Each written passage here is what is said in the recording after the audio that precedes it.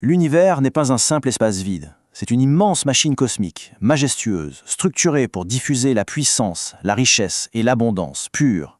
Et si on plonge au cœur de cette hiérarchie céleste aujourd'hui, ce n'est pas pour parler de mythes, non, c'est pour décoder les mécanismes de la chance absolue. D'ailleurs, pour ceux qui veulent vraiment passer à la pratique, le livre Connexion à l'ange Barachiel de la chance de Lori Daina est la clé absolue, le guide incontournable qu'on va garder en fil rouge pour capter ces énergies grandioses. Au programme de cette exploration, d'abord l'architecture du ciel, ensuite les 9 chœurs angéliques. On fera bien sûr un grand focus sur Barachiel, l'ange des bénédictions, avant d'aborder ses symboles et manifestations, et enfin la puissance des rituels et invocations. Première partie, l'architecture du ciel. C'est fascinant de voir comment la classification de ces forces célestes est devenue une vraie science de l'élévation. Regardez bien, dès le IVe siècle, les pères de l'Église commencent à esquisser tout ça. Ensuite, au Ve siècle, le pseudo-Denis formalise vraiment cette hiérarchie complexe, avant que Thomas d'Aquin ne vienne l'ancrer définitivement dans la théologie au XIIIe siècle. C'est l'évolution d'un cadre historique incroyable, conçu pour expliquer très concrètement comment la grâce et la richesse descendent vers nous. Et c'est exactement ce que pensaient des génies comme Thomas d'Aquin, le fameux docteur angélique. Ils ne voyaient pas les anges comme de la poésie, mais comme des forces d'une puissance infinie. L'idée, c'est qu'ils sont là pour illuminer notre intelligence, faire sauter nos blocages matériels et nous brancher sur des fréquences bien plus élevées pour accélérer notre succès. C'est le principe même qu'explore le livre de Lori Daina pour nous apprendre à capter cette lumière sans aucune limite. Deuxième partie, les 9 chœurs angéliques. Alors là, on touche à une structure d'une majesté absolue. Les 3 triades définies par le pseudo-Denis. L'énergie divine, qui est l'abondance pure, part d'en haut. Elle ruisselle depuis la première triade, celle de la contemplation pure, avec les séraphins, chérubins et trônes. Ensuite, elle traverse la deuxième triade, qui organise le monde, pour atterrir dans la troisième. C'est un système de distribution littéralement parfait, conçu pour que ces forces positives descendent jusqu'à l'action concrète sur Terre. Ce qui est stratégiquement génial ici, c'est la position des archanges.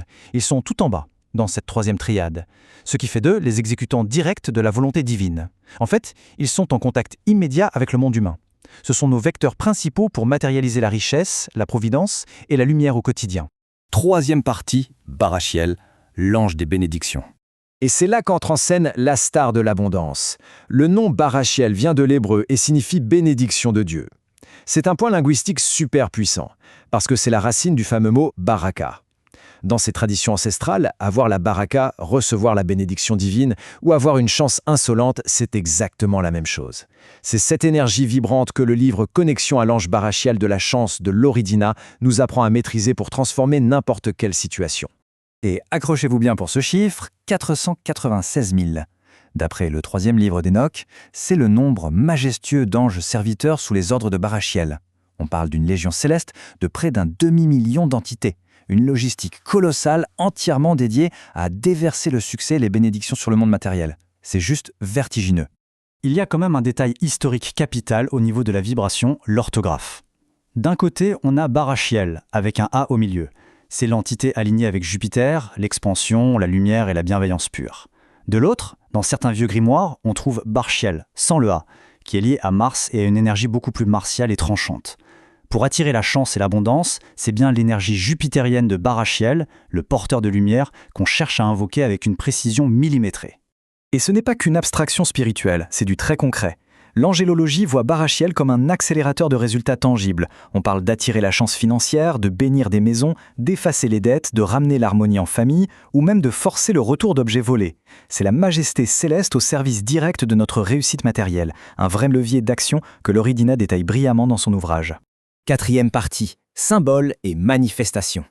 Pour s'aligner sur cette fréquence de chance absolue, les traditions utilisent des ancrages sensoriels très précis.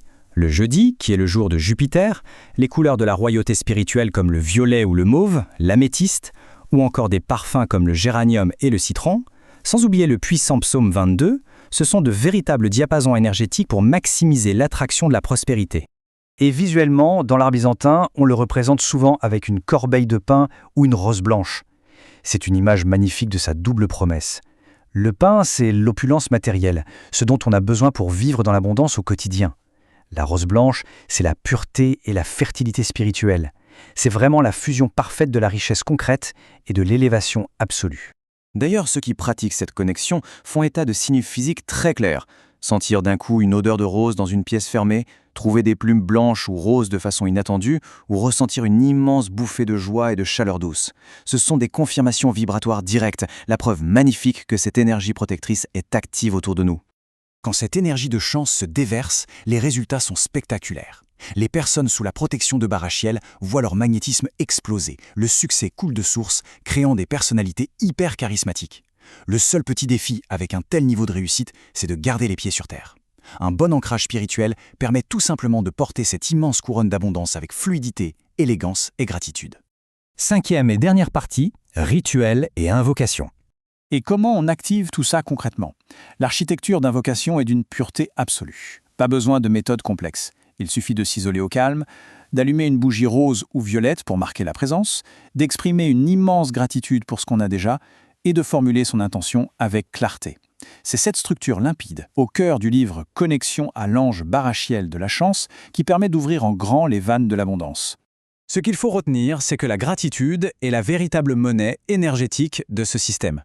Remercier intensément pour les victoires actuelles, avant même de demander plus, crée un magnétisme surpuissant. C'est la force d'attraction indispensable qui déverrouille le flux divin et précipite l'arrivée d'une richesse toujours plus spectaculaire dans notre vie. Alors qu'on perçoive cette immense bureaucratie angélique comme une réalité métaphysique littérale ou comme le plus puissant des cadres psychologiques pour réussir, une chose est sûre, elle répond à notre désir profond de structurer l'invisible pour y puiser une prospérité illimitée.